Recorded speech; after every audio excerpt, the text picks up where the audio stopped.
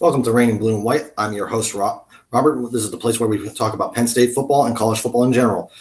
Our main goal here is to cut the bull and be like a lean, mean fighting defense and as versatile as pro-style offense. Let's get rolling. Okay, this week is my picks for the week let's see, 5 of college football. Picks of the games I say and their spread predictions, and also we have 2 wild card games. I wanted to make this a little bit more special since I've been shaking it up every other week. Like, for example, the first week I done it, I went 2-2. So I added a few more, 2-2, meaning 4 games. I added 2 more games. This week, I'm keeping the same 6 games, adding 2 wild cards that I can use to substitute for one of those major losses. Because last week I went 3-3. So let's head up. And there's also a special announcement at the end. Let's get into the first game of this week. There we go.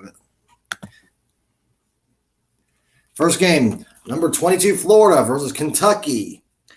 I'm giving that a 13 to 20 point spread. I'm giving it that same zone I've been doing with every team so far. With Florida State, I've seen them play. I got ticked off last week with them. No, not Florida State. Florida, my fault. But Florida, this will be the first game I watch, and also Kentucky would be a first game that they've been on my picks of games this week. I thought Florida was Florida State at the moment. No. So Florida seems like they had a hard loss against Utah. I know that. Kentucky, they're not like Kentucky like 2 years ago or last year. They were somewhat decent. So this is going to be a pretty interesting game, and I give it a 13 to 20 point spread just by calculating the differential of the victory or the loss. See where would be the low end, what would be the high end. Okay, let's move to the next game. Next game, number 24 Kansas versus number 3 Texas. This Kansas has been a big surprise for since last year. That was a big surprise. Kansas used to be the joke of the Big 12. Now they're actually playing pretty darn good with Coach Leopold, if I remember right, or is it Leopold? I know even Golden Blue Dude used to have a problem with the pronunciation of his name, which I've seen a lot of Texas games because of my darn pup, which she's an interesting one when it comes down to Texas, which this one is a number 24 versus number 3. I'm saying a 7 to 21 point spread. Texas has been, let's see, in the past, on my past games. Yeah, Texas has not been. I'm going to check my list here, see if there's another Texas game I picked. Nope, there's only been this last week I used them. And good for them to win, but I still lose on that spread prediction. I didn't expect that to be a blowout. Talk about a bad move on that one. Okay. But Texas seems like they're for real after beating Alabama. Did I could have sworn I picked the Alabama game. Double check that. Where are you? Let's see here. I know that. I could have sworn I had the Texas-Alabama spread. There it is. Texas, Alabama. Yeah. I said a 7 to 13 point spread, and they did break that, and that was a W for that week because they beat them by 7, if I'm right. I wish I written down the score. Last week I started writing the score, so if I remember right. No, I started at week 3 writing the scores. I wish I wrote the score on that one, which was a big victory. Last week was a big loss. So with Texas game, I'm 1-1 on. I was like, I could have sworn I did 2 of them. Okay, let's get to the next one.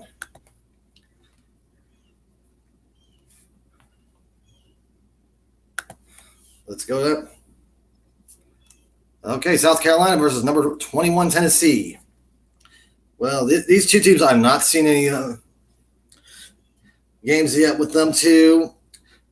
So I was looking at, did crunch a lot of different numbers. I say about a 7 to 17 point spread on that, either around that in the middle of that, or right in those 2 numbers.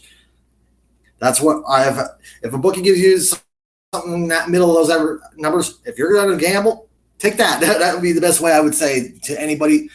I even warned one of the Penn State fans not to go over what I even said, and it's too risky, and she ended up doing very well on that, going over, which was a big kick in the teeth for me. But I was happy because I picked the win. I at least picked Penn State to win. Okay, next game is West Virginia versus TCU. Where are you on my list? Here they are. Okay, West Virginia and TCU. West Virginia, I did watch. TCU, I think I also watched against, I think it was Colorado. Let's see. Yeah, I didn't do a spread prediction on that game. I forgot. I watched that out of my own leisure. Which, with West Virginia, they're pretty decent. TCU is pretty decent. I've listened to a little bit of Coos's corner on his. It seems like defense is getting a lot better. He knows that he's heard me plenty of times. West Virginia's defense is suspect because of the setup of the defense, but it takes time, and they've been doing it since last year. Way I've heard, but it could have been a lot longer. But it seems like they're getting there. The only thing they have to do is now get their offense running on a consistent basis. On that, TCU seems like their defense is solid, and just offensively they need help.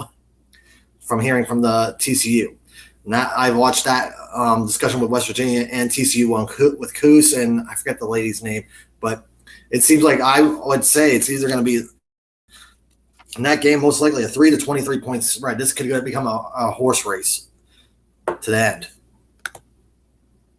Next game is number 12 Alabama versus Mississippi State.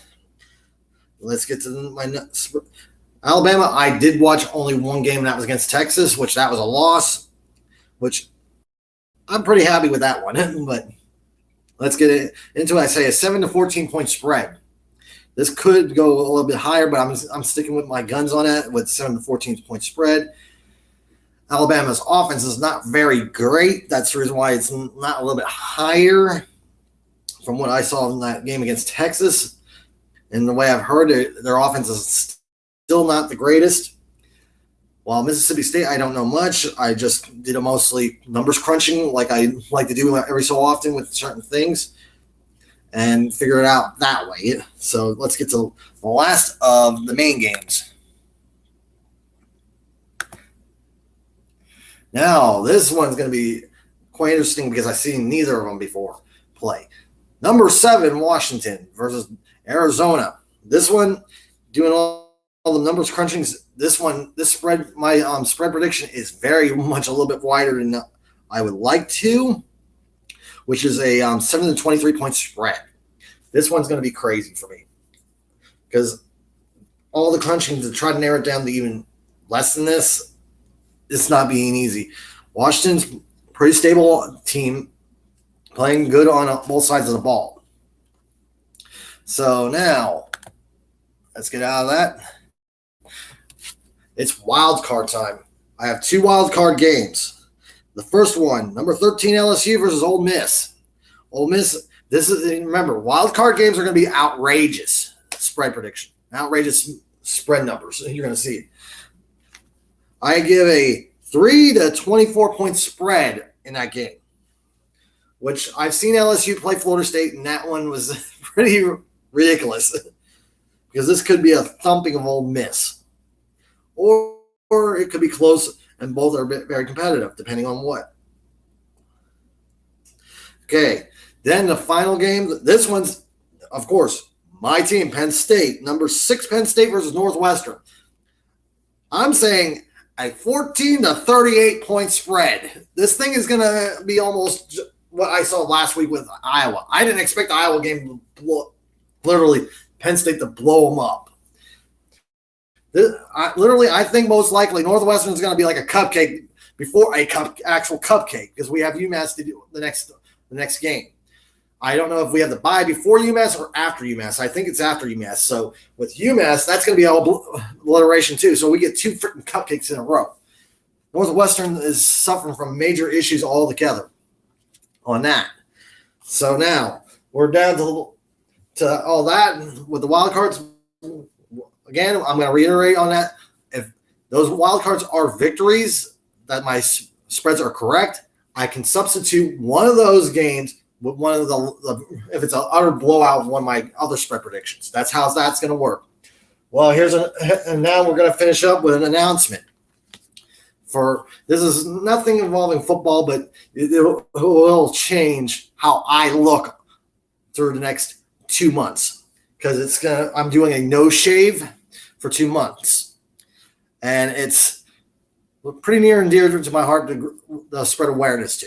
And of course, I'm a U.S. Army veteran, so I'm doing it for my fellow comrades who committed the S word. I'm not going to get into that. A little bit of tidbits.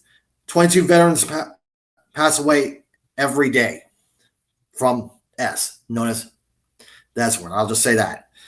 And they did the math. One veteran commits it every 65 minutes. Every 65 minutes. But let's keep going. And most veterans that are getting registered are aged at minimum 35. In my case, I was registered as a U.S. veteran at the age of 29, and I'm 37 now. So those numbers, and all the younger ones usually are post 9/11, which I fall underneath the post 9/11 myself. But don't be surprised if you see my face get hairier and hairier as the next 2 months go. I want to spread awareness. Usually I do this for only 1 month. I'm deciding to do it for 2 months, meaning October and November, because November is usually traditionally a no-shave November for most men. So in my case, it's going to be a 2-month thing. I want to spread this awareness to that veterans do commit suicide. I also, if you have friends and family who are veterans, I do have the phone number, which is 988, then press 1 once it's picked up. You need to get help with the bad thoughts and things like that. Or you can also text now, which is a 838-255 is the text number. These two things are majorly for veterans. I would say if you have a veteran family member, have this put aside for them, write down what I just said. If you have to replay it and read it and listen again, write that down for them. Just in case if they do have those thoughts, you can help save a brother's life. Save a brother or sister who's served in the military, save their life. And also, I would say even encourage them to go to the VA anymore. It's gotten improvements since I started in 2015. I'd rather see them come and actually get the help they needed. They are my brothers and sisters. I am one of them, and they are one of me. So, well, let's close this out. We are Penn State, and for the rest of you, lock and load.